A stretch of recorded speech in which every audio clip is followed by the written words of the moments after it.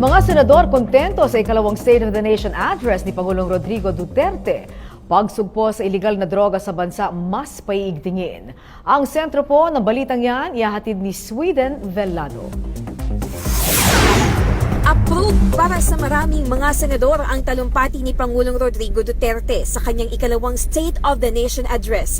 Ayon kay Senador Vicente Soto III, umpisa pa lang daw ay nagustuhan na niya dahil unang tinalakay agad ang pagsugpo sa iligal na droga. Bagay na matagal na panahon niyang hindi naririnig sa mga nakalipas na administrasyon. Sa usapin ng death penalty, buo ang suporta ni Senador J.V. Ejercito upang hindi na maging kuta ang bansa ng pandaigdigang kalakalan ng iligal na droga sa Asia.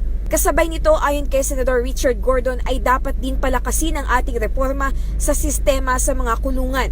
Maganda rin aniya kung mapapaganda ang ating criminal justice system upang mabilis matugunan ang mga kaso sa korte. Samantala, si Senador Sonny Angara, chairman ng Senate Committee on Ways and Means, sinabi na makakaasa ang Pangulo na magiging prioridad pa rin nila ang pagtalakay sa Comprehensive Tax Reform Package. Kaya nga raw linggo-linggo silang may pagdinig hinggil dito sa Senado. Sweden Velado para sa Bayan.